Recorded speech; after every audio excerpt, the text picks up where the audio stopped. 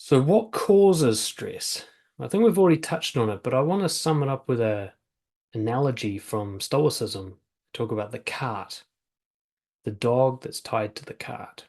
So you think of an old school, you know, cart or chariot with wheels rolling slowly down a slope, and there's a dog tied to it with a rope. Now the dog's got a few choices. It can sort of struggle and strain against the rope and try to go somewhere other than where the cart's going. He can give up and lie down and get dragged ass behind the cart, or he can run alongside the cart within the rein of his rope and do what he can within that space. Those are basically his three options. Try to run away from the cart unsuccessfully, give up and get dragged, painful, or run with the cart and do what he can as he goes alongside the cart, right? Now, this is the Stoics' metaphor for fate. They basically say that you have a limited range of motion within fate, that there's a lot you can't control, and that as soon as you try to avoid going with this cart that's too heavy to move, it doesn't care about you, it doesn't even know you're there, you just end up suffering. You struggle or you get dragged. So stress is when you're struggling or getting dragged, whereas happiness is when you're running alongside the cart, making the most of the journey. Another metaphor I've used for this is thrashing in a chair. Let's say you duct tape me to this chair. I try to thrash against it. Now, it doesn't get me any more free, but it hurts to sit in the chair as I thrash. Whereas if I sit still, as if I chose to sit in the chair, then it's really no different having chosen to sit in the chair. Even if you've tied me up, I can act like I'm not tied up in a sense. And it is as enjoyable as just sitting on a chair by choice. Once I thrash against the ropes or the duct tape, I injure myself, but I'm still stuck in the chair. The cause of stress is trying to get beyond what you're capable of. I don't mean pushing and growing, because if you, let's say I go to the gym and do more push ups than I usually do, those extra push ups I was capable of because I did them. Stress is when I ask myself to do even more push ups and I can't get off the ground. Now I'm stressed. I'm asking for this extra push up that I don't have in me. For mental, physical, doesn't matter what reasons. I can't get off the ground this time, one more time. And by asking myself to do it one more time, I'm now stressed. I'm now pulling against the cart. And then if I keep doing that and I just give up and don't want to go to the gym anymore because I always feel like a failure when I go to the gym because I'm always a few push-ups short of what I'm capable of in my head, then I just don't go to the gym. I go sit home and I eat chips and watch TV and get fat again. And now I'm getting dragged behind the car. Now I'm going to have the misery of like not participating in life and just being pulled along by it. So when you're being dragged by the car or thrashing against it, that stress builds, and eventually you're going to want a relief from that stress and you're going to engage in coping behaviors, aren't you? You've got yours. What are they? Mine is sugar, binging, scrolling. Some people have drugs and alcohol. That used to be mine. Some people have casual sex, gambling, gaming. What's your thing? Busyness, eh? Work, exercising to the point of death. We've all got these things we do to try and feel better after the stress of thrashing against the chair or pulling against the rope. And we start to treat our body and our mind poorly with these coping mechanisms. And what do you think that does to our stress? Elevates the cortisol levels. So now we're in a pattern where our cure for the stress becomes the fucking cause. It's like if you smoke a cigarette to calm down. All you're doing is setting up the craving for the next cigarette. You actually just increased your baseline stress level, not decreased it. Yeah, the temporary illusion of relief, but now you want cigarettes even more. So now your whole baseline of stress has gone up. And you've also set yourself up that if you're feeling stressed later and you don't have cigarettes on you, now you're going to be even more stressed than somebody who just doesn't care about cigarettes. Another reason that we're going to go into in a bit more detail soon is anxiety. Anxiety is being afraid of something that doesn't exist or you can't control. And so you try to protect yourself from this threat that you can't protect yourself from, which means you just simulate nasty experiences in your head without being able to actually make any progress until you get burned out. And that can lead to stress, or that is stress in a way as well. Of course, trying to do too much, never being good enough, always setting that standard as +1 to what you actually did. So you're always falling short. So you constantly create this sense of failure, like no matter what you do, it was less than what you imagined doing. And you'll move the goalpost. I see this all the time in my own life, and I see it with other people, is they set a goal, and by the time they get there, they've reset the goal so that they don't achieve it. And then they're stressed out that they fail all the time, that they're always falling short.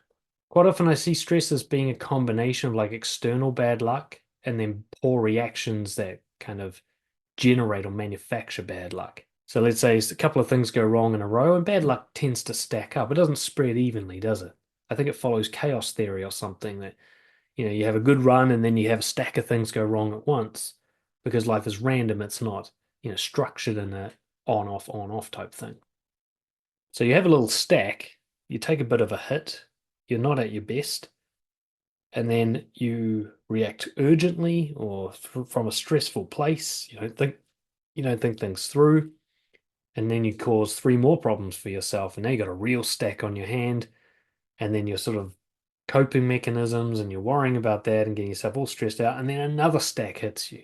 And some people, this is where depression comes from. People feel like life has just beaten the shit out of them while they're on the ground, and they can't see that their reaction to the real objective hits they're taking is actually doubling or tripling the amount of stress they could be enduring. If they dealt with what was happening in a healthy way, they'd have still some problems, but minimal level. I think a lot of people dream of having no problems, so they procrastinate and hesitate on dealing with problems properly. And so actually cause more problems. Sometimes you got to accept I'm going to have a certain amount of difficulty in my life. If I can't be okay with that, I'm not going to deal with it properly. And of course, there's people who just have a pessimistic view. There's a chicken and egg situation. Was it because you got stressed or you stressed because of the view? Doesn't really matter. But they actually take everything that's happened and then give a negative narrative to it to spin it as even worse than it is. Let's say you live in a Western country, a civilized, like developed country, and you know people who like talk about their life as if they've got a really bad luck, as if things are really hard for them. And I always just try to think of like right now there's more slaves in the world now than there's ever been in human history before, right? And I just imagine what those slaves would think if they heard you, like, oh, I can't believe Netflix canceled even though I gave them the right credit card information. This is bullshit. And you've got some like slave in the coltan mines in the Congo who works for like $1 a month, and three of his best friends just got whipped to death in front of him. He's like, oh, your Netflix isn't working. Yeah, poor thing, right? So people do this thing where they've got such a skewed perspective on comparative reality. They think that their situation's actually bad, objectively, when really most of us are doing better than, like I always say in my content, if you've got the technology to be listening to me and you've got the time out of your day to do a podcast, you're crushing it comparative to other people. In fact, if you're in the poorest of people living today, you're still doing better than the Egyptian pharaohs were doing. Like the whole of humanity has risen up so much over the last couple of thousand years. So for you to tell yourself that you've got a bad life requires really painting fairly neutral events as negative. The cereal in your box is a bit stale. No, no, you've got food. That's it, period. There's a leak in my roof. You mean that roof you've got? What are you talking about? So this is what people do. They compound their stress by telling themselves that life's even worse than what is objectively happening. And of course, this comes from comparing to others. If you want to get stressed, just compare yourself to others. Problem solved. You'll be stressed right away. Or compare yourself to your former self who was younger. Isn't it funny we do that quite often physically? It's like, I used to be able to do this. It's like, yeah, you were younger. You had more energy. What are you fucking talking about? Why would you be able to do that now? You're older now. We do this thing where we compare ourselves to others who we see as better than us. We don't compare ourselves to people doing worse. Don't know why we skew ourselves that way, but we do. Or we look at a time, we cherry pick a time in our past that we think we were doing better, and we say, I should be able to do that now, even though I'm a different person now, and therefore I'm a failure. And we just cherry pick comparisons that make us look like a loser and a failure.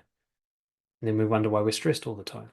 Or perhaps you follow rules and virtues that somebody else wrote that conflict with your actual, real, authentic values and principles.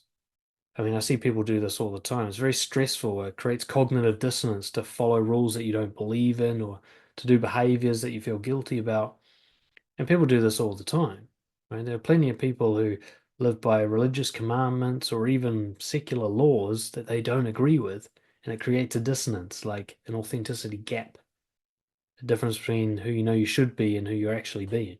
So there's probably lots of other causes of stress. There's more baseline stuff like genetic problems, childhood trauma, brain damage.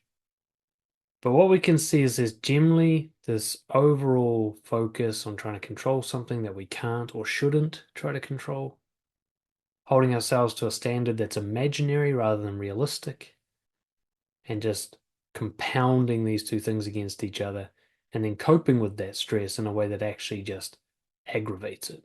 So coming back to the idea of being kind to yourself and loving yourself, all of these behaviors could be seen as bullying, torture, poor treatment, if nothing else. This is not what you do to someone if you really love them. You wouldn't hold them to a standard that they can't reach. And you wouldn't ask them to do something that they're not capable of. You wouldn't discourage them if they failed. Right? So if you're doing this to yourself, you're not being loving to yourself. And what's the point in not being loving to yourself? You think it's motivational? Where's your evidence for that? Or just because you've always been doing it? Come on. You could always have cancer. It doesn't mean cancer is the reason you're succeeding. Thank you for showing an interest in the Nice Guy Brotherhood, a group coaching community program for nice guys and people pleasers who want to become more confident and assertive to do better in their relationships and their careers. This is also for any man who wants to become more masculine, more bold, more honest, and more authentic. So in this program, we focus in on a lot of the people pleaser and approval seeking tendencies that hold men back from achieving full self-confidence and healthy relationships. Things like avoiding conflict, trying to fix other people's emotions, molding yourself to other people's preferences, failing to stand up for yourself, not going for what you really want, and not knowing who you really are. The goal, through the support of myself and the other members of the community, is to help you build the backbone to stand up for yourself, to stop caring what other people think of you, to stop getting lost in your thoughts and your feelings, and learn how to act decisively based on your own set of core values rather than what everybody else wants you to do. So we're looking to replace things like conflict avoidance and procrastination and trying to please others with going for what you really want based on who you really are. So we address all these issues through a number of methods. Firstly, we get together each week for a group session. Now, part of that is what's called hot seat coaching, which is somebody gets on the mic with me and we do a coaching session in front of the others, and everybody gives their feedback and support, and we can deal with specific issues that's coming up for that person in their life in relation to building confidence and overcoming nice guy syndrome. We also have group discussions during these calls. We share links and resources, feedback, questions, and everything we can do to support each other's growth. And then also, alongside these group calls, you get access to my full online library of self-development courses, which includes things like building rapport, setting boundaries, and learning to confront your fears. Now, if you're interested in the group, we have a deal where you get your first month for just $1 so that you can try it before you buy it and get a sense if it's really right for you and if these are the people that are going to help you achieve your goals. Once your first month is up, if you want to continue, then we have a monthly membership subscription. It's $250 US per month for full access to everything. This includes the entire archive of recordings from all the calls that we've had so far. And if you come along with a friend, both of you will get a 50% discount for joining together. There's what we call a zero risk guarantee. If at any time you're unsatisfied with the program, you can quit and you'll get your money from the last month given back to you, no questions asked. So come and check it out. If nothing else, for $1, you get access to everything for an entire month. No risk. I'll even return that dollar if you're not satisfied, because that's how confident I am that this program is going to change your life.